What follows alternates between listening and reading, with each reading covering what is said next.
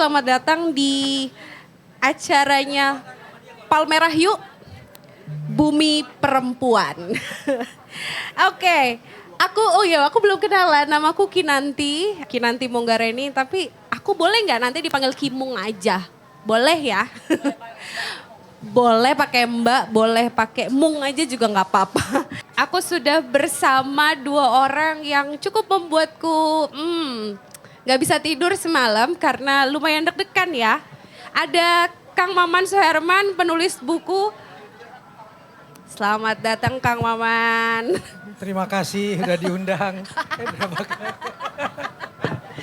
Oke, di sini juga ada Stefania Shakila, vokalisnya Rekah. Pasti udah pada denger ya Rekah. Siapa ada nggak yang pernah dengar lagunya? Ya, Kang Maman. Melukis memar di Yoi, langit ibu. Di langit ibu. Itu lirik yang apa ya? Cukup membuat bergetar gitu. Aku tuh penasaran banget sebenarnya sama bukunya Kang Maman gitu. Kemarin aku cari-cari belum sempet lagi. Oke, hari ini kita akan ngobrol bareng Kang Maman dan Stefani. Stefani panggilannya? Tepi aja. Tepi aja, oke. Kita akan sama-sama ngobrolin topik suara perjuangan perempuan. Jadi kita mau ngomongin nih Kang dan Tepi, apa sih kegelisahan perempuan yang kalian lihat, terus pemikiran dan keresahan dan ya pokoknya segala pergulatan soal perempuan. Mungkin aku ajak Kang Maman dan Tepi dulu untuk boleh ceritain singkat gitu kan. Biarpun kayaknya Bapak ini udah tenar banget ya. Kayaknya orang udah kayak udah tahu lagi gue gitu. Mungkin Kang Maman siapa dulu nih yang mau? Kang Maman dulu mungkin ya. Mungkin Kang Maman bisa sharing sedikit gitu. Seberapa jauh sih Kang Maman nih dekat dengan atau melihat perempuan tuh seperti apa? Karena kalau buku kan ibu nih langsung gitu. Silakan Kang. Oke, dari 60 buku yang sudah saya tulis, itu 40 bercerita tentang ibu. Bercerita tentang perempuan. Pemantiknya saya umur 8 tahun mengalami kejadian yang nggak akan pernah bisa saya lupa. Adik saya yang bungsu lahir, berarti adik keempat saya, kami berarti 5 bersaudara. Dia lahir 65, 67, 1973. Tapi selama 5 hari ibu saya tidak boleh keluar dari rumah sakit. Kenapa? Itu yang saya bertanya-tanya sebagai anak kecil kan. Iya. Tiba-tiba ibu saya berbisik karena ibu menunggu dokter KB untuk memasangkan spiral. Tanpa dipasangkan spiral ibu saya belum boleh keluar dari rumah sakit. Istri tentara kalau sudah punya anak 5 wajib keluarga berencana. Jadi bayangkan nggak, vagina dan rahim ibu saya sudah milik negara. Bayangkan harus di spiral dulu baru boleh keluar. Kalau enggak dia harus tetap berada di rumah sakit. Dan bikin perjanjian tidak boleh dilepas. Sehingga spiral itu dari tahun 73 sampai ibu saya wafat 2020 itu terpasang terus di sana. Dan dibilang kalau nanti kamu sudah pakai spiral berarti sudah benar sebagai ibu Persit, Persatuan Istri Tentara. Dan tugas ibu Persit adalah mendukung keberhasilan suami. Jadi istri itu hanya pelengkap. Anak kecil laki-laki ini bingung. Apa sih bedanya laki perempuan sehingga perempuan hanya disebut sebagai pelengkap. Di sisi lain saya juga bilang berarti laki-laki itu tidak pernah lengkap. Itu yang menggoda saya terus menerus. Sampai akhir kematian ibu saya di 2020. Ketika, bukan kematian ibu. Kematian ayah saya di tahun 15 Januari 1982. Oke. Ibu saya melahirkan saya itu umur 14. Jadi umur saya 14 Kang. Jadi ketika ibu saya ayah saya meninggal, ibu saya 31, saya 17. Dan di kampung orang. Di kampung bapak, bukan di Makassar, di kampung ibu gitu kan. Karena istri harus ikut suami dimanapun tugas tentara ini. Gilanya lagi-lagi terpantik peristiwa 73. Ketika guru SMP saya, guru fisika, nggak ada hubungan keluarga dengan saya. Pada satu hari bertanya, sudah berapa tahun sudah berapa bulan ibumu menjanda? Saya kan bingung. Apa hubungannya ya guru fisika saya nanya itu? Ketika saya akhirnya berhitung-hitung dan saya bilang hari ini 40 hari. Berarti kamu sudah harus siap-siap untuk mencarikan suami buat ibumu. Karena janda muda itu tetap butuh seks. Oke. Kamu bayangin nggak? Di usia Kang Maman yang masih remaja gitu ya. Ibu saya dikontrol sama negara, sekarang dikontrol sama guru saya. Dan dengan yakinnya mengatakan, ibu lu butuh seks sehingga harus segera dicarikan jodohnya. Ini apa sih gitu loh. Itu yang bikin saya luar biasa resah, luar biasa mengatakan, kok perempuan dikontrol sama semua orang ya? Makanya itu yang satu persatu saya ungkapkan dalam buku kan. Nah, pukulan yang paling berat ketika ibu saya kan pelatih tenis dan taekwondo kan. Oke. Ketika satu hari saya menjemput ibu saya habis melatih tenis, naik motor, kan pelatih tenis roknya di atas lutut. Iya. Begitu ibu saya jalan melewati perapatan, katanya tempat preman di situ, tiba-tiba ada yang berteriak, wow, janda genit lewat. Sambil berteriak, janda genit lewat. Ibu saya kan kaget kan. Saya kan penakut. Saya percepat motor dan ibu saya kemudian bilang, kamu dengar nggak? Nggak mungkin dia tampar belakang saya balik gitu kan. Lalu dia tanya, ada urusan apa? Kan memang kamu janda. Kan memang kamu genit, rokmu di atas lutut. Oh oke, ibuku belum mau melawan karena ibuku tahu bapak orang ini. Bapak anak ini nih kepala kantor urusan agama di sana. Nah, habis maghrib, aku diajak sama ibu, kita ke rumah dia. Mau apa sih? Ya saya mau negur bapaknya. Begitu dia sampai dia negur bapaknya, bapak kan pemuka agama. Tolong dong ajarin anaknya etika. Saya nggak punya salah, nggak punya apa-apa, kenapa diteriakin? Apa kata bapaknya? Makanya kalau jadi janda itu jangan sering keluar rumah dan bajunya harus tertutup. Saya saksi matanya. Malah yang disalahkan ibu saya lagi gitu kan. Sehingga ibu saya bilang, oke, kalau suatu hari saya yang mengajar anak Anda, jangan salahin saya ya. Satu hari saya jemput lagi, bener loh, diteriakin lagi. Apa yang dilakukan ibu saya? Turun dari motor, keluarin raket tenis, hajar kepala orang itu sampai berdarah. Lalu kemudian Sangat Makassar memang ya. itu dia. Lalu kemudian ibu saya bilang, kamu berdarah kalau nggak ke dokter mati loh. Kamu segera ke dokter. Kalau sudah sembuh kamu nentuin mau balas dendam di mana, pakai tangan kosong atau pakai badik. Sambil ngeluarin badik dari balik BH-nya. Petak. Saya terpesona pada ibu tapi ketakutan. Karena kan saya harus ke sekolah lewat situ setiap hari. Sehingga saya selama seminggu nggak ke sekolah lewat sawah. Untuk menghindari pertemuan dengan preman-preman itu. Itu ketahuan sama ibu saya. Karena sepatu saya selalu becek kan. Itu ibu saya menampar saya pakai tendangan taekwondo yang berbalik ke kepala saya dan bilang, kalimatnya luar biasa. Bukan, hei anak laki-laki kok penakut, enggak. Hei anak manusia yang harga diri ibumu sudah dihina, kok malah kamu menghindar dan takut. Bukannya kamu menegakkan. Mulai besok saya nggak mau tahu, kamu harus lewat di jalan seperti biasa. Kalau kamu takut, pegang badik ini. Sejak saat itu tulisan-tulisan saya akhirnya bicara tentang perempuan dan senternya memang sosok ibu. Makanya saya nulis di buku yang terbaru itu, ibuku besi yang ditempa sang empu dengan palu godam yang tak henti menghunjam. Ibuku besi yang tak putus dimasukkan ke dalam api yang panas membara. Lirik pertamanya dia sama, tanya deh lirik dia apa. Iya, aduh. Wow, oke. Sebelum ke tepi, aku sadar bahwa topik suara perjuangan perempuan itu cukup triggering ya. Cukup triggering, jadi buat teman-teman, aku rasa ini ruang aman ya buat kita semua gitu. Jadi kalau misalnya ada hal-hal yang membuat teman-teman merasa, bahasanya apa sih anak sekarang, overwhelmed gitu ya, gitu, mungkin boleh ambil jeda sebentar gitu, karena biarpun kita, ya kayaknya nih bakal mengulik banyak ingatan dan trauma, tapi aku harap ini bisa jadi ruang aman kita bersama. Oke, tapi Kang Maman sudah kasih bridging gitu ya, ternyata dapat semacam mirip nih yang kalian kerjakan berdua, boleh sharing nggak? Wah, ini izin nafas sedikit dulu. Boleh. Wah.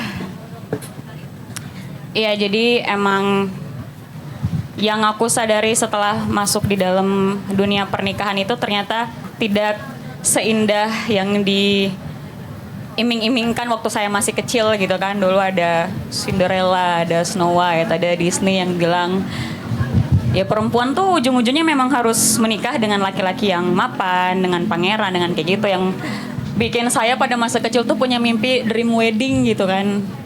Cuman ternyata pada saat sudah masuk ke dalam dunia pernikahan rasanya memang kompleks gitu, dan yang saya sadari adalah saya merasa sebagai perempuan pada saat itu yang terjebak di dalam pernikahan yang abusive tuh sangat sulit untuk keluar pada saat itu gitu. Dan buat saya ini jadi keresahan saya pribadi, karena ini juga ternyata banyak juga dirasakan oleh teman-teman saya dan bahkan ibu saya sendiri juga pada saat itu gitu. Dan rasanya itu gini loh, perempuan itu antara dia dikasih pilihan yang dua-duanya memang sangat sulit dan kayaknya tuh lahir dengan challenge yang beban yang sangat luar biasa, atau ya sama sekali nggak dikasih pilihan gitu. Misalnya kayak waktu aku masih muda harus dikasih pilihan, kamu tuh harus menikah atau kamu mau jadi perawan tua gitu misalnya. Pas sudah menikah lo harus punya anak, kalau enggak gimana gitu. Pas sudah punya anak, pas lagi hamil kamu mau sesar atau normal gitu. Kalau kamu sesar gimana? Gak bisa, namanya perempuan ibu tuh harus melahirkan normal gitu. Terus pas sudah habis melahirkan mau nyusuin, tapi di satu sisi harus bekerja, jadi harus mengorbankan gitu. Kan waktu itu aku di Bandung dan kantor aku di Jakarta, jadi mau gak mau harus pulang pergi Jakarta Bandung, yang buat aku lelah untuk bisa harus terus ngasih ASI gitu, ASI eksklusif buat anak. Jadi aku waktu itu berpikir ya mau gak mau aku harus menyudahi ASI gitu kan. Cuman itu tuh datang dengan rasa bersalah yang luar biasa, dan support system yang pada saat itu juga membuat aku berpikir bahwa apa sih yang aku kejar di dunia ini sampai ASI aja harus aku korbankan gitu, kayak gitu-gitu. Terus kayak pas sudah menikah dan berada dalam situasi yang cukup toxic dan abusive, mau keluar tuh susah banget. Dan justru hal yang menjerat aku pada saat itu, hal yang malah suruh aku bertahan dalam pernikahan itu adalah ibu sendiri gitu, adalah orang-orang terdekat, adalah keluarga gitu, yang bilang bahwa ya pernikahan memang begitu gitu. Emang jadi istri tuh yang seperti tadi, emang jadi istri tuh emang harus lebih sabar gitu, harus jadi supporter suami gitu. Jadi kita tuh perempuan di pernikahan tuh rasanya ya jadi supporter gitu. Dan pada saat sudah berhasil keluar pun tetap ada tantangan lain gitu, kayak udah jadi janda yang tadi itu, udah jadi janda, mama aku tuh sendiri bilang kayak udah jadi janda tuh apa ya, harus diperhatikan gitu cara kamu bergaul dengan orang, jangan main sama laki-laki terus gitu. Apa nanti orang bilang janda gitu, berpakaiannya harus yang kayak gimana gitu. Bahkan untuk mencari pasangan lagi aja tuh kayak sulit banget gitu, apalagi dengan yang punya anak gitu. Kemudian setelah udah menjadi janda tuh kan ada keharusan untuk kita harus bekerja mencari duit. Itu pun selalu datang dengan tantangan. Terus kalau kamu bekerja, anak kamu gimana gitu, masa kamu lebih mengorbankan anak kamu ketimbang duit gitu misalnya. Buat aku kayak terus gimana kayak gitu. Dan yang aku rasakan adalah keresahan seperti ini tuh nggak tahu ya, tidak bermaksud mengeneralisasi, tapi yang aku perhatikan adalah keresahan ini tuh buat para duda atau mungkin mantan suami saya gitu pada saat itu nggak ada gitu, kayak kalau dia mau main mau kemana tuh orang nggak akan yang bertanya terus anak kamu gimana gitu. Tapi kalau ke saya, anak kamu gimana gitu, kadang saking capeknya saya menjawab pertanyaan sepele itu, jawabnya kayak anak saya di pet shop gitu. Ya pasti dipikirin gitu, nggak mungkin saya pergi bekerja tidak memikirkan anak seperti apa gitu. Cuman itu pertanyaan-pertanyaan yang selalu muncul gitu, yang buat aku itu sepele tapi itu lumayan bikin nyesek loh gitu, kurang lebih seperti itu sih. Iya, itu yang apa ya, repot banget itu. Gok sih jadi jadi perempuan tuh betul-betul tapi aku rasa ya kalau dengar dari cerita siapa Tepi dan Kang Maman gitu, ketika sistemnya di masyarakat apa ya, kejam gitu. Aku pakai kata kejam aja lah ya Kang. Emang kejam boleh, gitu boleh, ya. Boleh. Harus jujur kan di sini. Karena memang kejam gitu. Segala hal diatur. Aku pernah botak. Jadi aku pernah cepak gitu ya. Suamiku gondrong. Terus orang-orang ngeliatin gitu kan, kenapa aneh banget gitu. Terus kayak semua salah aja gitu. Aku pilih apa, semua salah aja jadi perempuan. Tapi yang mungkin banyak orang tidak sadari adalah ketika masyarakat nih ya sistem dikejam banget sama perempuan, ternyata laki-laki juga terluka. Iya kan, Kang? Justru karena itu laki-laki harus bersuara. Oke, gimana Karena tuh, Kang? ini bukan masalah perempuan, tapi ini masalah kemanusiaan gitu loh. Itu yang harus saya garis bawahi. Apa yang kamu alami saya alami. Iya. Ketika istri saya naik tangga untuk mengganti bola lampu di depan rumah, orang yang lewat bengong karena sayanya duduk-duduk. Iya. Kaget mereka. Sebaliknya ketika saya siram-siram bunga dan mengelap daun-daun dengan penuh cinta itu, dan istri saya menonton, dilihat aneh pula. Seolah-olah ada dunia yang harus disekat, laki-laki yang ngurusin listrik, yang ngurusin kembang, perempuan misalnya. Ini kan berarti sejak berabad-abad yang lalu cara pandang perempuan itu nature, laki-laki itu culture, perempuan itu alam, bisa diapain pun oleh si pencipta kultur dan tidak boleh menolak. Kamu kan tercipta punya kandungan, berarti bisa melahirkan. Kan cuma dibilang bisa, tapi oleh culture dibilang harus melahirkan. Di kondisi-kondisi seperti ini kan dahsyat banget kan. Ketika ibu saya akhirnya harus menikah muda dan bapak harus pulang dulu ke Bandung untuk membawa keluarga. Ternyata undangan sudah disebar dan bapak saya telat seminggu. Apa ancaman kakek saya? Sebagai orang Makassar yang kamu juga punya darah Makassar yang sangat patriarkis itu. Kalau 3 hari lagi laki-laki itu tidak datang, maka dia menunjuk istrinya, berarti nenekku, dan kamu ibuku saya akan bunuh. Karena udah memalukan keluarga, udah menyebar undangan dan sudah terlalu percaya pada laki-laki yang pulang kampung itu. Nah lalu kakek saya yang ikut menerima kok nggak merasa bertanggung jawab juga? Malah menyalahkan dua-duanya misalnya. Sama nih seperti yang dialami dia. Harus nikah tapi setelah nikah penuh dengan tanggung jawab lagi. Jaga nama baik keluarga, jaga nama baik macam-macam. Anak, sudah punya anak tanggung jawab dia. Lalu kemana suami gitu kan. Dan yang makin bikin marah saya dan saya tersinggung, tapi yang sebenarnya harus tersinggung perempuan. Ketika istri saya hamil, kami datang ke ginekolog di Jakarta Selatan, di daerah elit. Pertanyaan pertama bidannya, siapa nama ibu? Ratna Anjani. Nama suami? Kenapa harus ditanya nama suami? Iya karena yang akan kami panggil nanti Nyonya Suherman. Kok tiba-tiba udah kehilangan diri ya perempuan hamil itu ya? Apa akibatnya? Teman saya yang tidak punya suami dan hamil, atau ketika dia hamil suaminya meninggal, jadi takut loh datang ke dokter kandungan. Karena malu akan dipanggil namanya dan terasa betul ketika dipanggil Nyonya Ratna Anjani, orang semua melirik. Suaminya kemana ya? Ada nggak suaminya ya? Berarti anaknya ini anak haram ya dan sebagainya. Kan jahat banget. Jahat banget.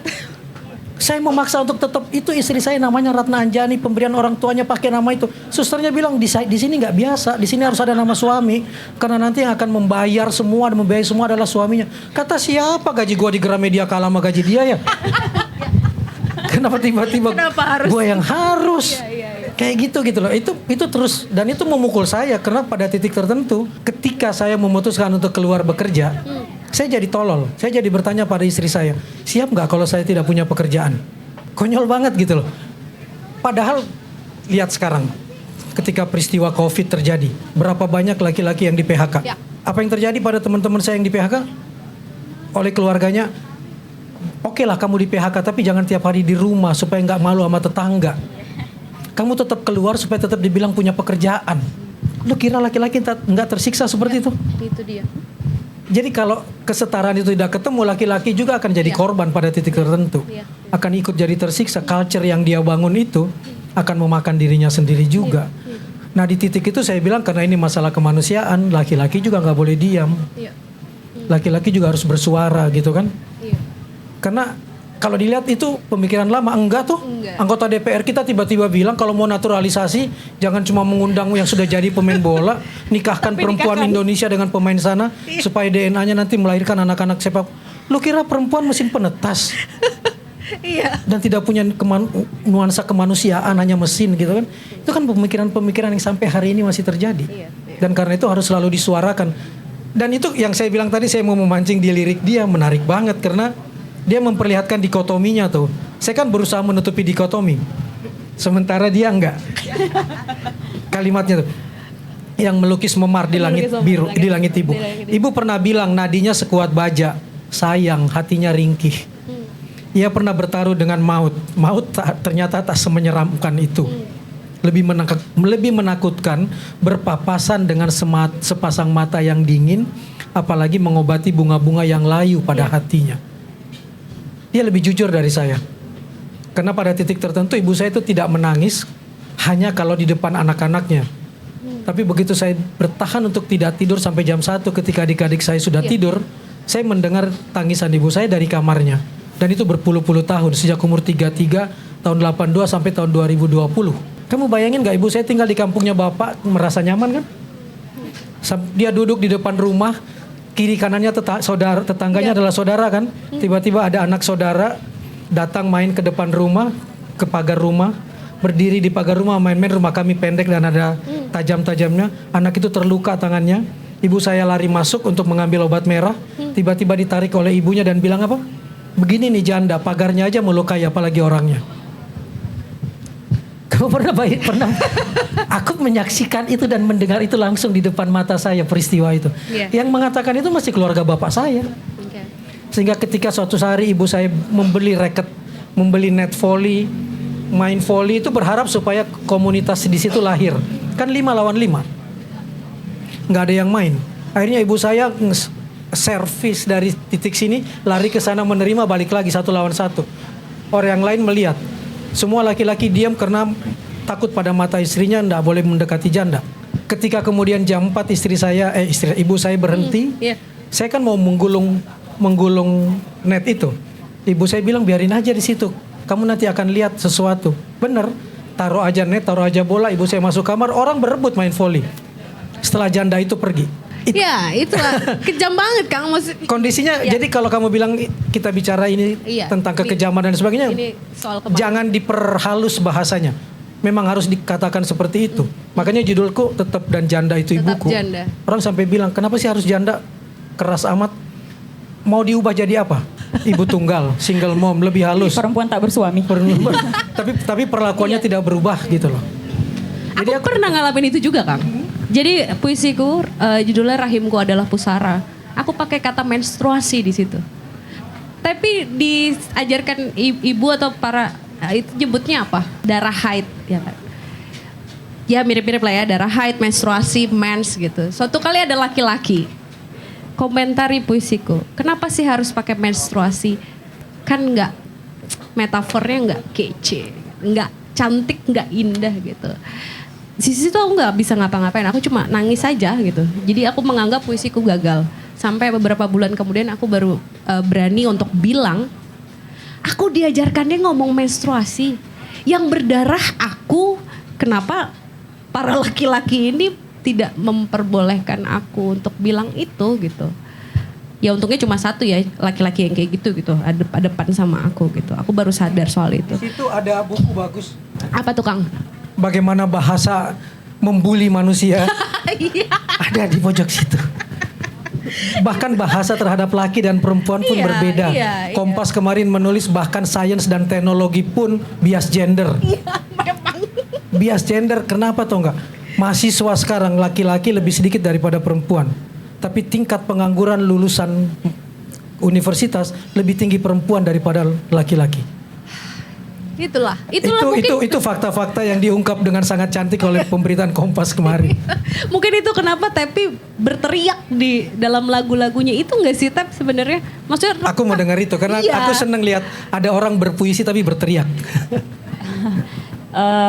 Sebenarnya Rekah tuh buat aku sekarang jadi platform tempat ruang aku untuk bisa marah aja sih gitu. Dan sebenarnya awalnya aku melukis Memar di Langit Ibu tuh emang sekedar cuman pingin ngeluarin unek-unek aja gitu yang rasanya berat gitu kalau dipendam sendiri gitu. Cuman pada akhirnya ketika respon yang lahir justru sangat luar biasa gitu. Dan pada saat aku pertama kali live melukis Memar di Langit Ibu tuh pas hari HAM Rekah main, dan itu di luar ekspektasi bahwa semua perempuan yang di situ yang biasanya kalau di acara scene musik keras itu mereka di belakang, pas lagu itu mereka semua maju ke depan, bahkan naik ke panggung.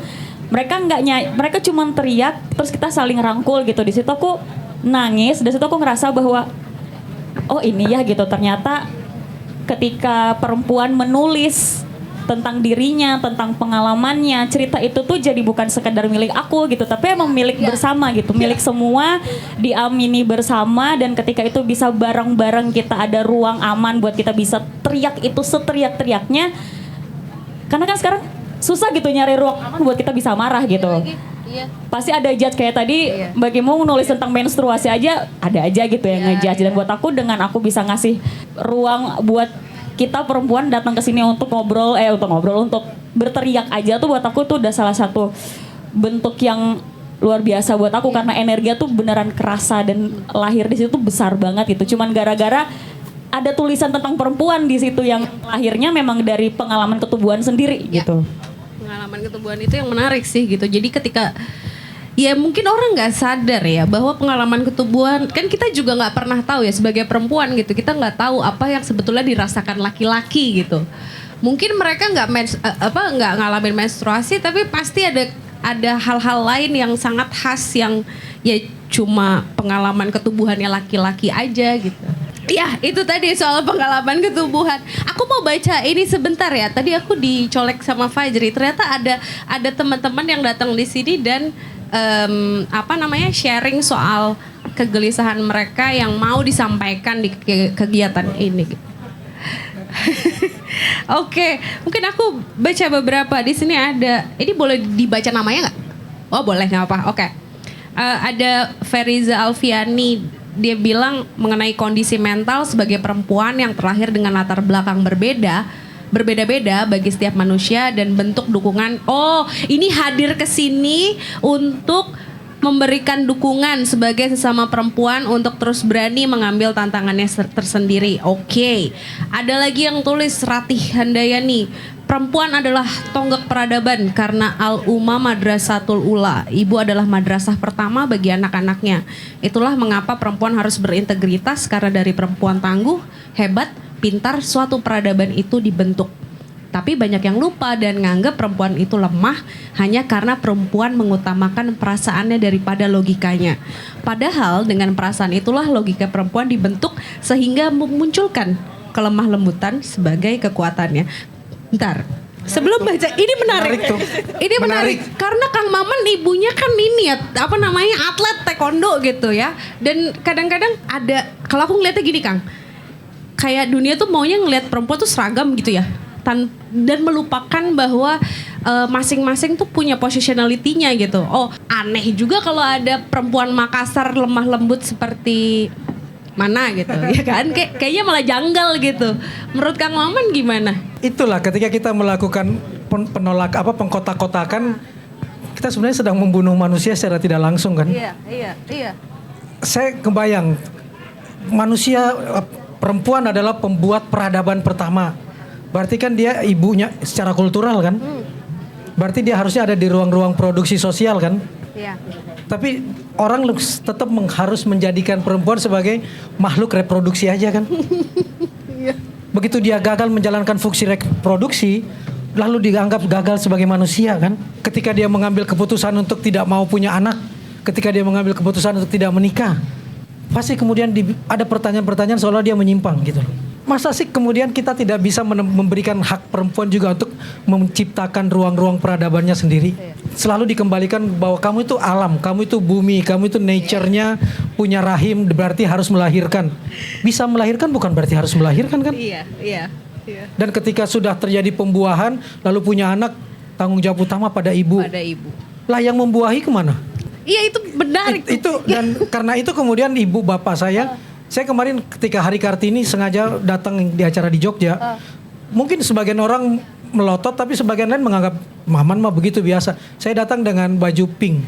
Oke. Dan orang bilang bukannya itu warna perempuan ya. Ntar kalau gua pakai ada komentar gitu Kang. Oke. Kalau gua pakai baju ungu, lu mau bilang baju janda. Padahal itu dua warna yang saya sukai gitu loh. Makanya saya protes ketika anak ibu laki-laki, oke, lalu dikasih selimut biru. Saya kalau dengar lagu Selimut Biru ingat lagu Hasrat di Kereta Biru Malamnya Ebit GAD. Bukan soal jenis kelamin. Begitu nyebut pink berarti anak perempuan. Bahkan kultur kita membuat warna pun berjenis kelamin misalnya. Sehingga kalau saya memakai baju pink dan ungu itu langsung dianggap makhluk yang aneh gitu kan. Sehingga kemudian ada pertanyaan loh kemarin ketika di acara saya. Nggak tahu mau nyindir saya atau mau bilang apa. Kang Maman, saya punya teman kok yang seperti itu juga dan dia itu LGBT. Dan itu menyimpang. Saya bilang sorry ya, cara pandang kita berbeda. Saya nggak menyebut itu penyimpangan. Saya menyebutnya orientasi seksual yang berbeda. Yang bilang menyimpang kamu kan. Karena kamu menganggap yang tidak menyimpang itu cuma heteroseksual gitu. Lu jalan-jalan deh ke Thailand, berapa jenis kelamin di sana, jenis gender belasan gitu kan. Dan lain sebagainya. Dan buat mereka juga tidak menyimpang. Sehingga culture itu pun tidak mutlak. Dan ibu saya luar biasa ketika kemudian saya mengalami luka, sakit dan berusaha menahan tangis. Ibu saya bilang anak laki-laki boleh nangis kok. Anak laki-laki, tapi anak tentara, bodoh amat anak tentara atau bukan. Kalau memang dia dikasih air mata oleh Tuhan, berarti dia boleh menangis kok. Kami dulu di tentara, di asrama tentara, nggak boleh nangis. Harus dilawan, harus berkelahi, harus melawan air mata itu, dan itu nyakitin. Sehingga kalau bicara tentang pengalaman ketubuhan laki-laki, tanya deh laki-laki di sini. Emangnya kalau nggak boleh nangis itu nggak nyakitin? Nyakitin banget. Makanya tadi sebelum acara ini saya ngobrol dengan Fajri, tuh dengan dia. Saya senang nih, beliau baca puisi dengan berteriak, sementara saya baca puisi dengan melo. Kan nggak berarti saya harus yang berteriak kan? Saya juga bisa kan bicara dengan melo. Saya juga bisa menangis sesenggukan tadi malam. Saya Islam. Tapi ketika melihat video paus berbicara dengan anak kecil yang tidak bisa bersuara, lalu dia panggil, dia suruh berbisik di kupingnya, dan anak itu cuma mau bilang bahwa saya punya bapak beberapa hari lalu meninggal dan bapak saya itu ateis. Masih mungkin gak bapak saya masuk surga? Dan paus bilang, bapakmu ada di sana karena dia justru yang mengizinkan kamu dibaptis kan? Berarti bapak kamu pun masih percaya dengan kehadiran Tuhan. Saya yang Islam pun nangis dan boleh nangis kan? Boleh. Coba kalau saya nahan tangis hari malam tadi, nyakitin loh. Sementara saya menerima, makanya saya pakai bajunya paus dan ucapannya Pop itu karena saya dibikin nangis. Arba'in Rambe ini memang kurang ajar ngirimin video itu. Pada titik itu gitu. Ini sama dengan kalau kamu beragama A, ada peristiwa yang bisa bikin menangis di agama B, lu gak boleh nangis. Ntar kamu jadi mengikuti agama B itu kan konyol. Buat saya sih nggak harus dilawan selalu hal-hal seperti itu. Di buku saya ini yang menangis tuh laki-laki. Justru ibu saya yang saya nggak pernah lihat dia menangis di depan orang. Di depan orang, ya. Sama eyangku juga nggak pernah. Dia tidak pernah menangis di depan orang. Kalaupun ibu saya pernah berteriak nangis dan kemudian luar biasa banget adalah ketika ibu saya dianggap orang Makassar yang bisa mewakili suara perempuan untuk jadi wakil rakyat di DPRD di kabupaten ayah saya. Lalu diiming-imingilah saya ibu saya untuk dipertemukan dengan ketua partai politik oleh ketua rombongan ibu saya. Ibu saya minta izin ke saya bilang boleh banget, silakan. Biar ibu saya di luar rumah gitu loh. Jangan memendam diri di dalam rumah. Pergilah ibu saya. Tapi sore hari ibu saya tiba-tiba lari masuk rumah sambil nangis. Tapi dia berusaha untuk nahan nangis masuk kamar. Saya nunggu adik-adik saya tidur semuanya. Begitu adik saya tidur, saya baru ketok kamar, saya dengar di dalam ibu saya teriak nangis. Kenapa? Kan dibilang mau dipertemukan dengan ketua partai. Tidak. Ternyata ibu saya dibawa ke hotel dan mau diperkosa. Dan ketika saya bilang pada ibu saya, ke polisi yuk. Kembali saya menemukan fakta yang membuat saya marah dan itu yang membuat saya memilih jurusan kriminologi. Ibu saya bilang kalau saya melapor, pasti saya tetap disalahkan karena saya mau ikut bersama laki-laki suami orang. Kan kamu janda, kenapa diajak sama laki-laki kamu mau? Padahal ibu saya percaya pada laki-laki itu karena pertemuan itu mengatakan akan dipertemukan dengan ketua partai politik untuk didaftarkan sebagai calon. Kepercayaan itu dilanggar lalu tetap saja udahlah saya nggak usah melapor ke polisi. Dendam itu yang dipendam ibu saya sangat lama. Seperti kamu bilang tadi, akhirnya kan kita mendinai dan menyalahkan diri sendiri kan. Ketika orang bilang kenapa pakai kata menstruasi, kamu yang merasa salah kan. Memendamnya cukup lama, baru kemudian ditambah time, baru berusaha untuk berdamai dengan diri kan. Itu yang saya ingin marah pada semua perempuan. Kalau kamu merasa harus marah aja. Dan jangan pernah menyalahkan diri kamu sendiri gitu loh. Oke. Itu tadi soal marah, Tepi juga marah. Tapi pernah takut nggak, Tep? Pasti ya, maksudnya itu. Kapan kita tidak pernah takut? Maksudku dengan segala stigma, stereotype bagaimana menjadi perempuan, lalu kamu pilih jalan yang beda gitu kan ya. memilih puisi lalu diteriakan aja udah beda ya gitu. Apa namanya? Kayak aku juga ngerasain gitu. Biasanya orang kalau bikinin jadi musik dong terus langsung maunya akustikan yang lembut-lembut gitu kan. Terus tapi pernah nggak ada nggak rasa takut itu dan gimana akhirnya tapi bodo amat deh soal takut ini gue gini gitu. Pertama mau ngerespon dulu ya dari silakan. cerita Kang Maman soal lapor ke polisi itu gitu. Ini ada pengalaman lucu yang kalau saya ingat-ingat tuh kayak anjir ngapain ya kemarin melakukan tindakan bodoh seperti itu. Jadi waktu itu saya dalam situasi yang sangat terancam dan posisi waktu itu saya menikah, saya ngikut mantan suami ke Bandung gitu. Pas pindah ke Bandung tuh saya posisinya hamil, jadi tidak punya kesempatan untuk bisa bergaul bebas, main, nongkrong. Jadi belum punya teman pada saat itu. Jadi pada saat saya merasa terancam itu, saya bingung mau lari kemana. Mau minta tolong, takutnya dibilang, ini kan masalah keluarga, masalah rumah tangga, udah bisa diselesaikan secara baik gitu. Dan yang saya lakukan pada saat itu adalah saya lari ke polisi. Oke. Gitu. Karena udah panik, udah bingung harus kemana. Jadi yang di top of mind saya pada saat itu, aduh udahlah ke polisi aja gitu. Saya datang ke polisi dan polisi waktu itu nanyain mana bukti lukanya. Apakah ada lebam di tubuh, apakah ada berdarah gitu. Saya bilang enggak, tapi kalau ini dibiarkan saya bisa mati. Bisa mati. Gitu. Wah, nggak apa-apa, mungkin karena dilihat saya juga tatoan kali ya, datang masih muda tatoan piercing gitu.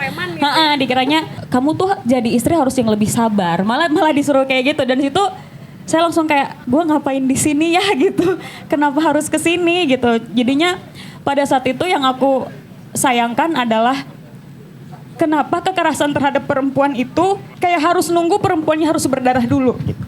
Perempuannya harus luka-luka dulu baru dia punya hak untuk ditolong gitu. Sedangkan gimana dengan teman-teman perempuan lain yang dia belum sampai di gitu tapi kalau dibiarin mati dia di situ gitu. Tapi itu kalau kita mau teriak minta tolong malah disuruh sabar gitu. Emang begitu, emang harus jadi yang lebih sabar, harus gini-gini gitu. Tapi di sisi lain kalau kita nangis atau apa, kita nggak bisa kayak ibunya Kang Mamang gitu, nggak bisa sefrontal itu menangis juga gitu. Dan itu sih salah satu keresahan yang buat aku jir ya gitu. Bahkan di saat terancam aja tuh masih dipertanyakan, emang ada luka gitu. Lukanya mana? Kalau udah ada luka baru boleh saya bantu. Kalau belum ada luka, belum mati, saya nggak akan mau bantu gitu. Pada saat akhirnya memutuskan untuk nulis di Melukis Memar itu takutnya luar biasa gitu. Takutnya adalah pribadi lagi gitu. Apakah nanti kalau lagu ini dirilis akan menjadi bumerang buat saya ya gitu. Akan menjadi bumerang buat anak saya nanti gitu.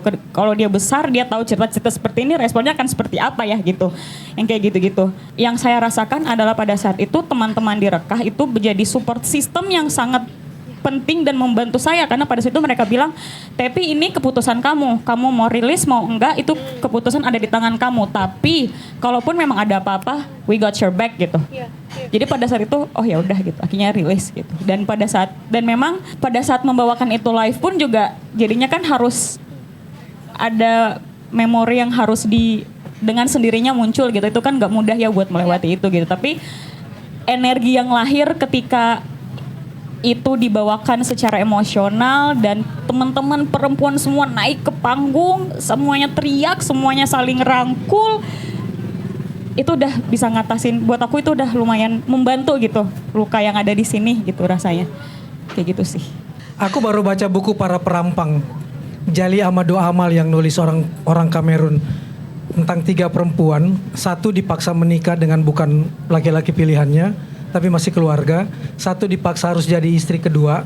1 istri pertama yang suaminya poligami. 3 mengalami kekerasan, selalu ujungnya oleh keluarganya, oleh orang terdekatnya hanya disuruh apa? Dalam bahasa Kamerun, munyal. Sabar. Karena orang sabarlah yang akan masuk surga. Itu sampai akhir halaman selalu kata kuncinya di situ. Padahal sudah berdarah-darah, sudah terluka-luka. Sudah hampir mati, sudah dipukuli, tetap harus sabar. Karena kalau dilaporkan ke polisi, harga diri keluarga jadi malu. Justru itu yang harus ditutupi kan. Itu terjadi di buku. Itu buku buat saya luar biasa banget. Karena mengingatkan pada ibu saya yang selalu bilang, iya sih dalam agama diajarin sabar. Wal Asri bilang kan, sabar. Tapi jangan dipotong dong kalimat Tuhan. Kalimat Tuhan itu kan, illallazina amanu wa amilus solihati, beriman dan beramal saleh dan Watawaso bil haq, tegakkan dulu kebenaran, baru kesabaran.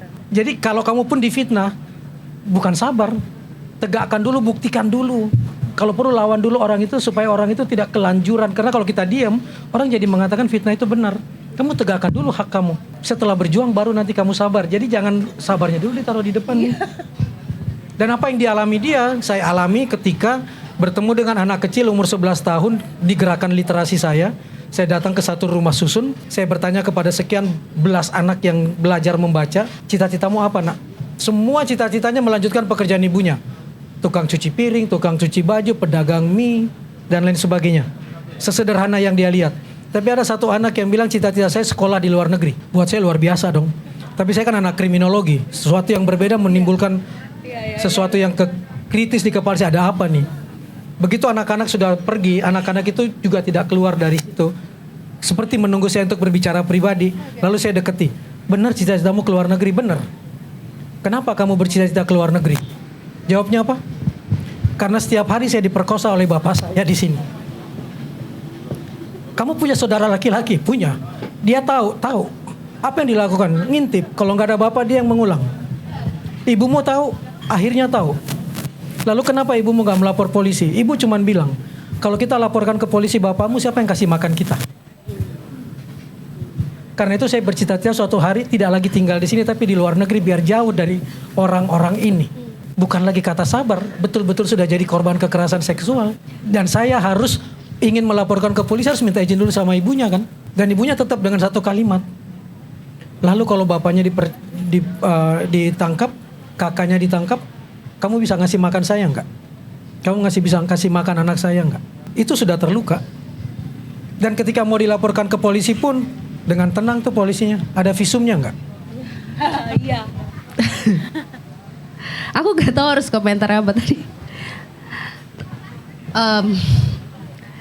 Mungkin harus ada bintangnya gitu ya, bintang TW gitu ya. Tapi aku rasa responsku adalah, iya lagi tap gitu.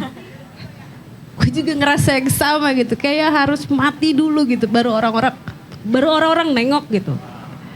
Kan itu ironik ya Kang, dan itu gak cuma perempuan, laki-laki tuh juga gitu. Jadi kadang-kadang orang tidak bisa melihat bahwa, dan tidak sadar mungkin ya, mungkin aku pun melakukan hal yang sama gitu, bahwa terbang dia. Bahwa kadang-kadang kita banyak menyakiti orang lain gitu. Sebentar, ini too much ya. Kayak gitu, nggak expect. Sebenarnya kita harus tarik nafas dulu mungkin ya, atau mengambil jeda. Mungkin ada teman-teman ada yang mau mau berkomentar juga, ada yang mau bertanya. Selamat sore, saya Reni dari komunitas Single Moms Indonesia. Alhamdulillah nih dapat undangan dari Kang Maman langsung. Mau Ketua Single Moms Indonesia Bandung. Nah, datang langsung dari Bandung, sorry. Halo. Ngomentarin aja yang terjadi dengan Mbak Tepi itu, yang dikhawatirkan, dirasakan dan turut dibilang kejam sama Mbak Kiki itu betul dan nyata apa adanya, dan ini terjadi dengan member kami, dan banyak sekali memang kejadian yang tidak terungkap, hanya kadang kejam juga sih, harusnya bahwa support woman ya Kang ya, perempuan harus support perempuan, tapi terkadang memang di luar kontrol kita untuk ngomongin jangan kayak gitu. Bahkan kalau ngomongin janda tuh sebenarnya ada diksi lain loh, ada ibu tunggal loh, ada single mom loh, tapi tetap kita nggak bisa melakukan sesuatu di luar kontrol kita. Jadi kita fokus saja apa yang di depan kita saja. Nah, menanggapi dengan Mbak Tepi tadi, memang betul Mbak, kadang itu perempuan tuh harus berdarah-darah dulu gitu kan, harus menangis dulu gitu baru ditolong. Tapi ternyata itu terjadi 5 tahun yang lalu pada saat bertemu dengan support system yang luar biasa Single Moms Indonesia ini. Ternyata saya juga diajarin banyak hal baik. Nah, kembali lagi ke diri kita. kita akan diam saja atau kita akan bangkit. Itu sih kalau kata saya. Kalau kita akan bangkit itu pun perlu waktu. Sebenarnya modalnya cuma satu, berani nggak loh? Nyoba doang tuh perlu keberanian kan sebenarnya. Nah itu dia, makanya kita bangkit dulu, kita berani aja dulu. Berani itu kita bisa cari searching informasi yang banyak banget kan sekarang ya.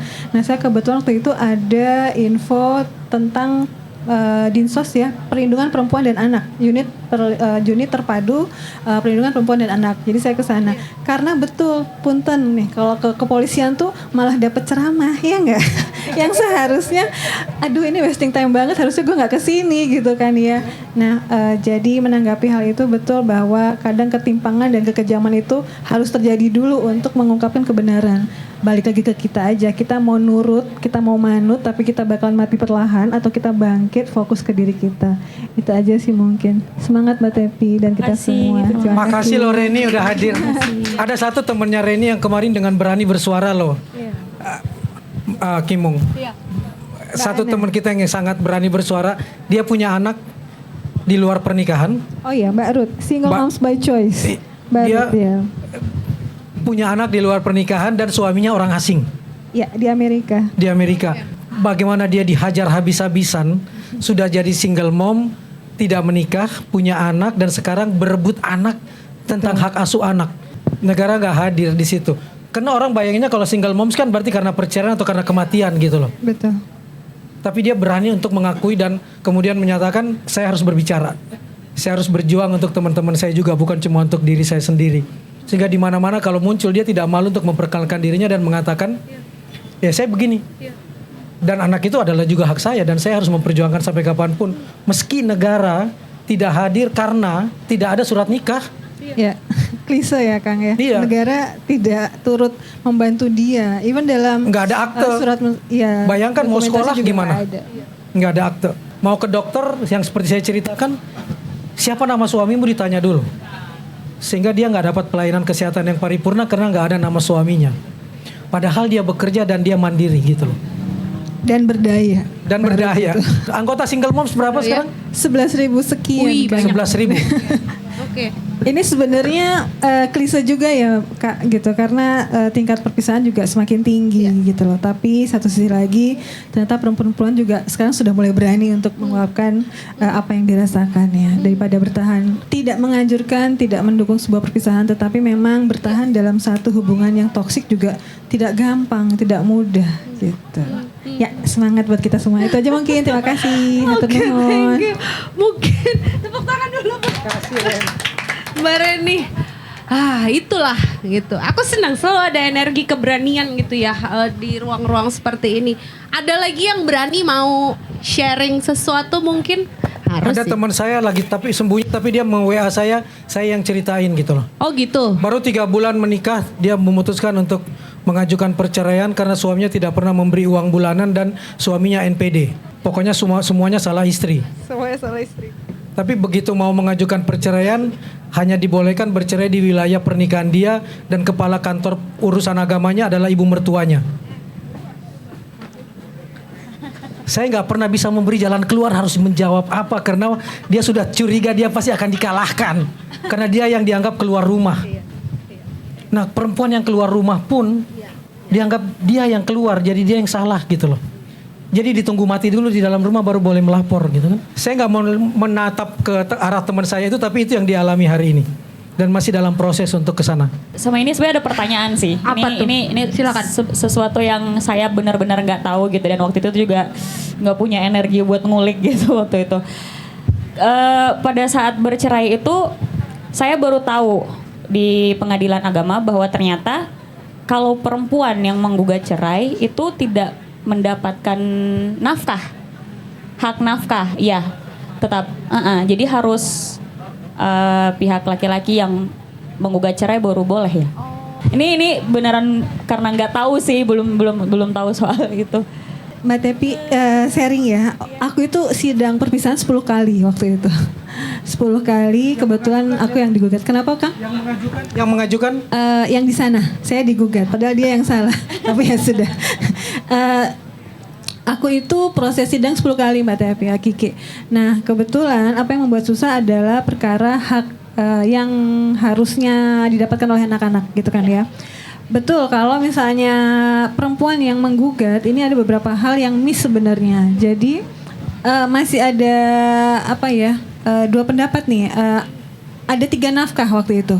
Nafkah idah itu nafkah yang masih diberikan oleh mantan suami kepada istrinya 100 hari setelah perpisahan. Lalu nafkah mut'ah itu hadiah terakhir yang diberikan oleh mantan suami kepada istrinya, kayak melepaskan gitu. Jadi gue kasih hadiah itu. Itu pun tidak sembarangan, besarnya itu 3 kali, maksimal 3 kali dari nafkah idah maksimalnya. Lalu yang terakhir itu adalah nafkah anak-anak. Nah ini yang harus dipenuhi, baik perempuan yang mengajukan atau laki-laki yang mengajukan. Tetapi ada beberapa yang terjadi di lapangan tuh nafkah mut'ah dan idah ini terabaikan gitu loh Kang. Nah ini aku juga nggak tahu, mungkin terjadi ke Mbak Tepi juga ya? Iya. Nah, karena dibilangnya karena perempuan yang menggugat cerai jadi nggak berhak mendapatkan itu waktu itu. Iya, setahu aku kalau misalnya yang perempuan menggugat nafkah mut'ahnya yang nggak dapat, yang hadiah dari laki-lakinya yang nggak dikasih gitu loh. Ini juga sebenarnya menarik. Ada kasus di mana seorang, kalau nggak salah ramai waktu itu di media massa. Jadi si anak ini dan ibunya ditinggal oleh ayahnya tanpa tanggung jawab. Pada saat itu anaknya sudah besar, akhirnya dia menggugat bapaknya Kang. Karena pengabaian hak anak, bapaknya masih aktif bekerja, anaknya juga aktif bekerja, jadi dia menuntut sekian karena lalai atau abai hak anak, dan dia dimenangkan oleh pengadilan. Itu bisa. Nah, Mbak Tepi sebenarnya bisa mengurus kalau misalnya ada keluangan waktu, cukup energi juga, karena kan itu bolak-balik ya. Aku aja tuh beres sidang pisah nggak sampai di situ aja, ada 2 kali sidang mediasi juga perihal nafkah anak Kang gitu. Jadi waktu itu karena komunikasi sudah tidak baik gitu kan, terus juga kita energinya habis. Nah, curhatlah ke itu tadi yang unit perlindungan perempuan dan anak. Nah, negara tuh menyediakan bantuan seperti itu Mbak Tepi. Cuman memang kebanyakan dari kita para perempuan ini pada saat sedang kesulitan seperti itu kan support sistemnya tiba-tiba mendadak hilang ya. Iya kan, ajaib nih. Kita sendirian. Nah, kita tuh lebih fokus ke masalah gitu loh. Ada pesan bagus dari Kepala KUA waktu itu Kang. Jangan fokus ke masalah, fokus ke solusinya aja. Jadi walaupun capek atau gimana, saya coba mencari PPA tadi, perlindungan perempuan dan anak. Ternyata negara juga menyediakan bantuan dan itu gratis Mbak. Jadi aku dibantu sama seorang pengacara.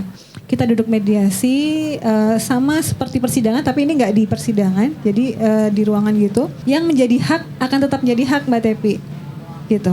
Jadi ini yang kadang terlewatkan atau terlupakan beberapa perempuan karena bukan salah mereka juga, karena mereka sudah cukup lelah dan energinya sudah terkuras banyak gitu loh. Nah nanti mungkin aku doakan yang terbaik aja untuk Mbak Tepi, semoga energinya dan energi lainnya dan rezekinya tergantikan. Tapi memang betul hak kita tuh ada dan dilindungi oleh negara.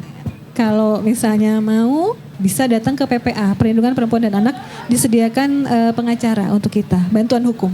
Itu sih, Kak. Aku boleh nanya nggak sih? Boleh. Sebagai anggota yang 11.000 anggotanya, ada nggak anggotanya Mbak Reni yang hasil keputusan pengadilan agamanya diumumkan kepada publik, lalu kemudian dikasih status karena Anda berselingkuh maka Anda istri durhaka dan tidak boleh dapat hak?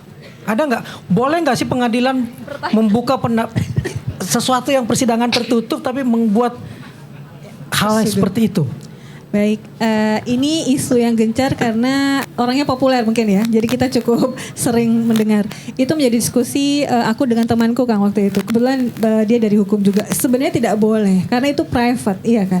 Ranah privasi yang kok tiba-tiba disampaikan ke publik. Lalu itu ada stempel durhaka dan bla bla blanya itu. Jadi sebenarnya kalau seseorang menjatuhkan tuduhan selingkuh itu harus ada 4 saksi. 4 apa berapa ya? 4 saksi. Saksi ini pun nanti dipertanyakan kenapa sudah melihat tapi kok tidak mencegah. Nah jadi berat kalau misalnya memakai alasan perselingkuhan karena dia harus membuktikan. Sedangkan punten ya pada saat terjadinya pun kan juga mungkin kurang etis, mungkin juga nggak sempat difotoin juga gitu kan ya. Jadi menurut saya hasil yang diungkapkan yang seperti terdengar akhir-akhir ini itu rasanya nggak apik ya kan, karena itu ranah privasi dan sangat nggak baik untuk melabel seperti itu gitu loh. Ada beberapa kasus perselingkuhan di member Single Moms Indonesia, tapi tidak seperti ini sih yang sependek pengalaman aku ya Kang. Kalau omongan aku sama teman aku ini itu nggak baik karena termasuk ke ranah privasi dan tidak boleh disampaikan ke publik gitu kan ya. Walaupun orangnya mungkin populer atau bagaimana, tapi tetap itu ranah privasi dan itu sudah judging ya, kayaknya udah menyudutkan deh, menghakimin, kayaknya nggak baik. Saya sih kalau itu diumumkan akan lebih banyak suami durhaka ya. Ya mungkin. Oke, thank you Mbak Reni. Iya. Iya ada itu ya. Oke, aku tidak menyangka ini perbincangan ini jadi perbincangan perceraian. terus dari tadi untuk suamiku udah pindah, dia duduk di situ sekarang. Januari sampai Oktober 2023 itu kan ada 81 angka bunuh diri kan. Oke. Dan mayoritas perempuan dan beberapa analisa kita adalah orang-orang yang terjebak dalam cinta online itu, honey trap. Orang dijebak kemudian video-videonya disebar lalu diancam kalau tidak mau mengikuti keinginan dia, tidak mau diperas lagi lalu kemudian akan disebar kemana-mana videonya. Dan korban-korban makin takut karena tidak ada orang yang berani bersuara dan membela dia. Jalan keluarnya adalah bunuh diri. Tapi yang kita butuhkan adalah orang-orang yang tidak takut dan kemudian berani mengatakan bahwa saya harus bersuara karena saya bukan pelaku, saya korban. Tinggal bagaimana kemudian kita berani juga untuk menggunakan undang-undang ITE bahwa siapapun yang menyebar justru dia yang bisa dipidana. Bukan kami nih yang pelaku ini. Karena yang kena itu kan adalah yang memproduksi dan yang menyebarkannya di undang-undang ITE. Sehingga kemarin ketika ada orang yang ditangkap di polisi, saya diminta jadi narasumber yang menyebarkan sampai menjual ke luar negeri dan akhirnya Kapolres di Nusa Tenggara Timur itu juga akhirnya terbukti kan, ketahuan itu jebakan-jebakan yang dilakukan pada anak-anak yang akhirnya anak-anak tidak punya jalan keluar karena orang tuanya bukannya merangkul dan memeluk, tapi justru ikut mengadili. Ya sederhana sekali. Ada anak kecil pegang gadget lalu tiba-tiba dengan acak ditelepon sama seseorang, gadgetmu apa? Disebut produk Cina. Mau nggak saya kasih iPhone yang sekian belas juta? Begitu dia bilang mau, oke dikirimin dan lain sebagainya. Sampai pada satu titik anak itu ditanya, tapi kan kita belum kenalan ya, boleh saya tahu nggak kamu laki atau perempuan? Tapi di kamarmu jangan ada orang lain. Anak kecil itu karena sudah diberi uang, yang masuk ke kamar lalu memperlihatkan saya perempuan. Apa buktinya kamu masih pakai jilbab? Coba buka jilbabmu. Oh itu kan baru muka, boleh nggak saya lihat dadamu? Kamu punya payudara atau tidak? Ternyata selama proses itu adalah proses direkam. Dan begitu itu semua direkam sampai akhirnya, apalagi kalau sampai kemudian dia telanjang bulat, videonya itu satu kali klik di kalangan pedofil $5 nilainya. Dan kalau kita online hari ini, cek deh di online, Indonesia negara tujuan keberapa pedofil dunia? Hari ini angkanya di nomor 1. Karena dengan mudah itu didapat dan diperjualbelikan, dan anak-anak yang dijebak. Kalau kamu tidak lagi mau mengikuti kemauan saya, maka video ini akan saya sebar ke sekolahmu, kemana-mana. Yang paling dia takuti adalah ketika orang tua anak tersebut menjadi teman, bukan menjadi pengadil terhadap anaknya, dan mengajak anaknya untuk berani berbicara seperti yang dilakukan Yudit. Dan kita butuh orang-orang seperti Yudit lagi untuk, kami korban, kami bukan pelaku, kami harus bersuara. Dan butuh masyarakat yang tidak mengadili orang yang berani bersuara. Itu yang, sehingga kalau ada angka tadi menarik, Reni mengatakan kalau angka single mom, angka janda sekarang lebih tinggi, jangan kemudian mengatakan ini betul-betul negara ini lagi dalam bahaya nih. Rumah tangga kita lagi dalam ancaman, perceraian lagi besar. Lihat dong dari sisi lain bahwa perempuan semakin kuat dan semakin mandiri dan semakin tidak tergantung. Apa gunanya berumah tangga kalau menjadi korban kekerasan dalam rumah tangga dan tidak mau bercerai hanya dengan satu titik. Lalu kalau saya bercerai siapa yang membiayai saya? Kalau saya melaporkan ke polisi anak saya diperkosa oleh bapaknya, siapa yang menghidupi saya? Nggak ada dalam catatan rumah tangga. Kalau tiba-tiba semua jadi nol, semua rumah tangga tidak ada perceraian, tapi yang terjadi adalah kehancuran, itu jauh lebih bahaya dibanding mereka berpisah. Sehingga angka itu buat saya jangan dianggap sebagai angka yang menakutkan. Harus lihat dari sisi lain, ada keberanian untuk speak up, ada keberanian untuk saya bisa sendiri dan saya akan tetap berdaya. Kan kalimatnya Reni dari tadi selalu di single mom itu adalah bagaimana kita meyakinkan bahwa single mom itu bisa berdaya kok. To enlighten, to enrich, to empower itu disuarakan terus di single mom Indonesia. Bahkan ketua single mom Indonesia ada Ibu Maureen Hitipio itu berani berbicara waktu saya undang di Si Today News untuk dia berbicara, itu ditayangkan ke berbagai belahan dunia dan dia cuek aja. Dan dia mau bercerita itu, dan buat saya memang saatnya untuk bersuara. Iya Kang. Oke. Kita mungkin sangat beruntung ya ada jadi kalau selama ini di kotak-kotakan gitu seolah-olah yang mau berjuang untuk perempuan, memperjuangkan perempuan tuh selalu dianggapnya perempuan aja gitu. Ternyata harus memperbanyak orang-orang kayak Kang Maman lagi karena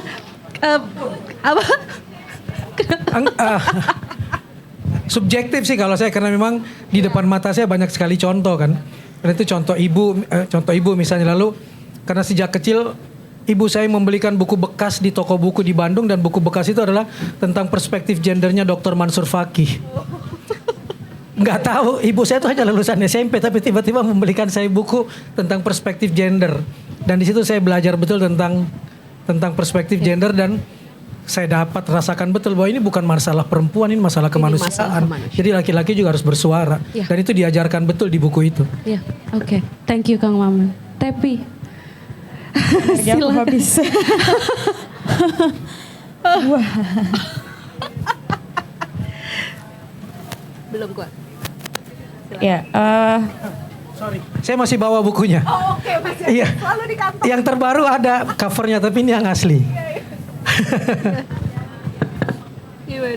ya emang sih sekarang buat aku untuk jadi perempuan kayak Judith itu emang nggak banyak gitu.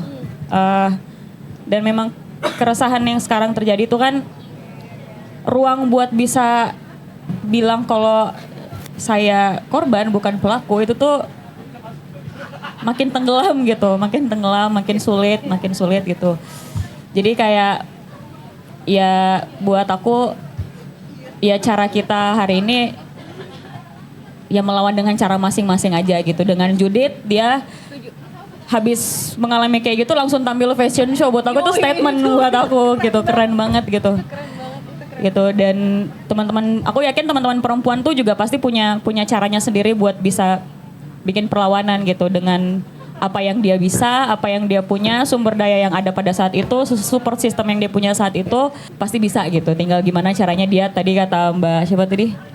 Mbak Reni tentang gimana caranya ini perempuan mau berani apa enggak gitu. Cuman kan berani apa enggak juga memang harus disupport banget gitu. Kayak gitu sih. Itu yang kadang-kadang susah. Susah. Dan dalam kasus kekerasan seksual kita harus punya perspektif korban. Iya. Jangan pernah mengatakan kalau ada kasus kekerasan seksual selesai di pengadilan karena pelakunya sudah dihukum. Tapi negara harus hadir untuk mengembalikan dan menyembuhkan trauma korban. Emangnya kalau sudah selesai dan pelakunya di penjara beres. Korban yang diperkosa itu traumanya akan selesai juga? Enggak. Jangan sampai kejadian seperti ini loh. Saya ketemu di LP anak, saya bertemu dengan anak umur 12 tahun, paling lembut di antara semua anak-anak, kecil. Sehingga saya bertanya ke teman saya anak Bandung tuh, Lulu Marsalia, karena dia yang dampingin saya di LP anak. Saya nanya kasusnya apa, tanya sendiri deh sama dia. Apa kasusnya? Begitu saya ketemu sama dia, saya nanya kasusmu apa sih?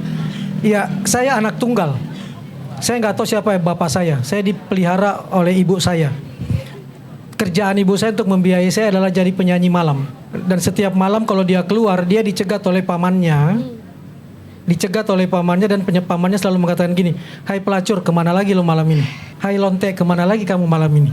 Begitu ibunya pulang, sudah bawa uang, orang yang menghina ini, pamannya ini pun adalah orang yang kemudian meminta duit bagian dari hasil itu. Anak ini tahu peristiwa itu. Apa yang dilakukan anak ini, suatu hari anak ini datang kepada ibunya, "Ma, mulai hari ini gak ada lagi yang menghina kamu." Dan anak itu memperlihatkan besek, dan besek itu adalah kepala paman yang baru dia pancung. Dan itu yang membuat dia masuk penjara, masuk lembaga pemasyarakatan, lembaga pembinaan khusus anak itu. Dia cuma ingin mengatakan bahwa ibunya nggak boleh ada lagi yang hina. Tapi apa yang terjadi hari ini, dia berpikir jangan pernah Om, boleh nggak saya diajarin bagaimana cara melakukan kriminalitas lagi supaya saya bisa masuk penjara lagi? Karena nggak ada lagi yang akan menerima saya kalau keluar. Keluarga saya sedang menunggu dendam untuk membalas dendam kepada saya. Padahal saya membela ibu saya. Dan ibunya pun dia udah tidak tahu di mana karena diusir oleh keluarga. Padahal ibunya adalah korban, bukan pelaku. Tapi tetap disalahkan karena melahirkan anak yang membunuh pamannya. Dan itu yang saya tulis juga di buku saya tentang, ayo dong kita berperspektif korban dong. Selesai itu bukan pada pidana tek. Orang di penjara, enak pelakunya di penjara dapat makan gratis. Tapi korban dengan segala traumanya gimana? Iya. Itu sih yang harus selalu kita suarakan terus menerus. Iya. Wah, oke. Sangat, ini jadi apa ya? Ya dari perbincangan ini semua pada akhirnya mungkin kita harus mengingat kembali gitu. Bukan sekadar bumi perempuan, bukan sekadar, ini bukan bumi milik laki-laki. Ini bukan hanya perjuangan untuk para perempuan, tapi ini juga perjuangan ya untuk kemanusiaan gitu, bahwa nggak boleh lu jahat sama orang gitu. Ya kan, sebenarnya itu dan aku punya satu line buat teman-teman yang sedang terus berjuang, yang pernah terluka. Aku rasa yang pernah terluka ada waktunya untuk bangkit, nggak akan jadi korban. Kita harus percaya kayaknya, kita nggak akan jadi korban selamanya. Aku selalu bilang ke teman-temanku, pakai ini pernah aku pakai dan aku bisa lumayan tenang. Jadi aku mau bagikan ini ke semua orang. Aku sering bilang ke diriku sendiri gini, aku tarung yang tak boleh mati. Dayungku patah 2, 3, hingga 7 kali, tetap sampai perahuku berlabuh. Kan kutulis hikayatku sendiri, entah ia kalam, berfaedah atau tak. Pun biji mataku melukat meleleh nanah, pun lidahku pegat dari kerongkongan, pun kaki tanganku penggal. Darahku didih yang tak bisa beku, beku pun sanggup ia menjelma aku. Oke. Terima kasih sekali lagi buat, wah ini Mbak Nari nih, kita nangis semua di sini. Mana Fajri? Gak expect bakal se-emosional Fajri. Thank you buat semua yang hadir. Terima kasih Mbak Reni, terima kasih Judith sudah bercerita banyak hal. Tentu terima kasih Tepi, ditunggu teriakan-teriakannya. Dan thank you Kang Maman. Terima kasih banyak atas cerita itu dan terima kasih buat kita semua karena telah bersama-sama gandengan tangan untuk terus menyuarakan perjuangan-perjuangan itu. Thank you. Makasih. Cuma mau nitip pesan sama teman-teman laki-laki. Perempuan itu berjuang bukan untuk mendapatkan special rights. Mereka cuma minta equal rights kok. Kesetaraan, bukan untuk menjadi lebihan. Oke.